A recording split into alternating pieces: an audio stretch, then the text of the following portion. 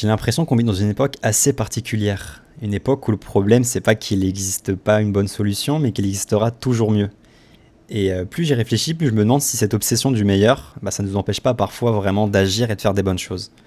Si je vous parle un peu de moi j'ai toujours été quelqu'un qui cherche énormément les outils. En fait, c'est comme un cycle. Je découvre, j'ai de l'excitation, je teste, je compare, et un nouvel outil, et on repart à zéro. Et en fait, parfois, je me suis demandé, mais est-ce que j'avais pas déjà trouvé la réponse à tout ça? Est-ce que j'ai pas trouvé une partie de la réponse de est-ce que j'ai pas déjà un bon outil? Est-ce que j'ai pas trouvé la réponse de ah, pourquoi j'ai pas de bons résultats? Est-ce qu'en fait la bonne réponse, est-ce que ça vient vraiment du problème d'outils?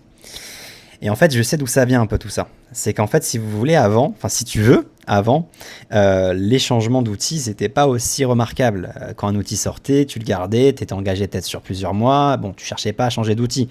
Peut-être une fois par an, une fois tous les 2 ans, tu changeais d'outil. Mais le problème, c'est qu'aujourd'hui, en fait, il n'y a plus vraiment de logiciels dominants. Alors, tu as des secteurs, oui, tu as des logiciels dominants, mais aujourd'hui, avec l'IA et avec tous les modèles qui sortent toute l'année, même tous les mois, les nouveaux SaaS tous les jours, les nouvelles méthodes sur LinkedIn, YouTube, Instagram, eh bien, en fait, tu n'arrives pas toujours à te poser. Tu cherches toujours une meilleure alternative. Et donc, je pense que c'est vraiment un problème, et paradoxalement, c'est devenu un problème d'avoir autant d'options. Et je pense qu'il faut vraiment comprendre la différence entre apprendre et consommer, entre tester et construire. Parce que beaucoup de gens sont devenus experts en je te trouve des bons outils. Beaucoup de gens sont devenus experts en je teste des outils. Mais il y a peu de gens qui connaissent vraiment un outil de A à Z à fond. Et ça, tu l'as par exemple avec l'IA, ça soit avec des modèles. Tout le monde te parle du meilleur modèle, etc. Mais comment la personne, elle exploite? Comment elle fait? Sur quoi elle se base pour te dire ah, c'est le meilleur? À part de dire oui, c'est moins cher, ou ils ont fait un benchmark que personne comprend en disant ouais, c'est mieux. Parce qu'en soi, soyons honnêtes, que tu prennes Claude, le nouveau, le 4.8 ou le 4.6, bon, ça marche bien déjà, et ça va toujours marcher mieux, mais est-ce qu'aujourd'hui, tu as besoin de te poser chaque matin, ouvrir Instagram et te dire, ah, faut que je trouve un meilleur modèle, ah oui, ce modèle-là, il va tout changer mon business. Non, ça va pas changer tout ton business, ça va vraiment pas du tout changer ton business. Et je pense que c'est vraiment un piège, et en vrai, pose-toi une question, dis-toi, combien d'outils tu as réellement maîtrisé? Et combien t'en as juste simplement essayé? Et tu vas voir que c'est assez gros souvent. Tu vas plus passer de temps à essayer un outil que vraiment le maîtriser. Et le paradoxe, en fait, c'est un peu le paradoxe de la maîtrise. C'est que souvent, les meilleurs résultats, ils viennent rarement du meilleur outil. Ils viennent souvent de la meilleure utilisation. Tu vois, tu as des copywriters aujourd'hui qui sont excellents, malgré l'existence de l'IA. Ils sont excellents. Ils seront toujours mieux que toi qui ponds du texte avec ChatGPT, ou moi d'ailleurs, hein, parce que tu auras ce côté un peu humain. Pareil pour un monteur. Bon, tu as des outils maintenant qui font du montage à l'IA, mais soyons honnêtes, un monteur manuel, il maîtrise Final Cut, il maîtrise After Effects, ou je sais pas comment trop il s'appelle ces logiciels-là. Le mec, c'est un taré, il est excellent. Toi, tu vas arriver, tu vas essayer des outils à l'IA, bon, ça va rendre un résultat qui est bien, je dis pas le contraire. Mais tu vas toujours être dans cette quête de il faut que je trouve le meilleur outil, le meilleur outil, le meilleur outil, la meilleure IA, la meilleure IA. Et tu vas pas t'arrêter, tu vas pas te poser, te dire bon, ok, l'IA, elle peut m'aider potentiellement à mieux faire mon script de vidéo, mais je vais apprendre à maîtriser cet outil-là. Et en fait, la profondeur, souvent, bah, elle base souvent la nouveauté. Quelqu'un qui maîtrise un outil, qui a 100 heures sur un outil, il sera toujours meilleur que toi qui teste 10 000 outils à la seconde. Et en fait, l'IA, elle a un peu amplifié aussi tout ce process-là. C'est que en fait, les cycles d'innovation n'ont jamais été aussi rapides. Regarde les modèles d'IA, ça sort tous les mois, il y a un nouveau modèle.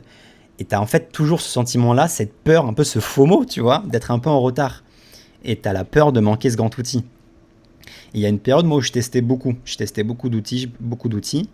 Et en fait, récemment, je me suis posé, je me suis dit, bon, là, je suis en train de monter un SaaS. Que j'utilise DeepSeek, Claude, Gemini, je sais pas quoi. Ce qui compte, c'est que j'ai mon SaaS. Donc, je suis d'accord. Le but, c'est pas prendre un modèle Opus qui est hyper nul, qui sert à rien, mais que j'utilise Opus ou Sonnet ou DeepSeek ou j'en sais rien, ou Codex, ça marche. Ce qui compte, en fin de compte, c'est les résultats. Mais aussi, il faut avoir ces périodes-là. Et je pense qu'aujourd'hui, c'est pas quelque chose de mauvais. Il faut que tu continues. Moi, c'est ce que je fais. Je continue à être curieux, à tester, mais beaucoup moins souvent changer. Tu peux quand même t'informer. C'est bien d'être informé. Mais pas te dire en fait que être informé constamment, tester des outils constamment, c'est ce qui va changer tout ton business. Parce que ça, c'est totalement faux. Parce que, en fait, c'est un faux problème que tu te crées. Si aujourd'hui, tu n'arrives pas à avancer dans ton business, c'est pas à cause d'un outil. Sinon, ça veut dire que vraiment, et je pense que c'est pas le cas, tu fais tes recherches, vraiment, c'est hyper nul comment tu cherches ton outil. Ou que ton outil n'existe pas, et alors au lieu de passer ton temps à rechercher, pour le coup, crée-le. Crée-le, tu vois, au lieu d'apprendre, une phase où tu analyses, construis, tu vois, construis. Et c'est ce que j'essaye de faire aujourd'hui, c'est ce qu'on essaye de faire au sein de l'agence, et même au sein des outils qu'on met en place pour nos clients, on essaye vraiment d'optimiser les outils qu'on a, et davantage optimiser l'utilisation de nos outils au lieu de rechercher. Donc voilà, donc je pense que c'est l'un des super pouvoirs et les plus sous-estimés aujourd'hui. de ne plus être le premier à découvrir quelque chose, et c'est d'être capable de rester assez longtemps avec quelque chose pour élever tout son potentiel.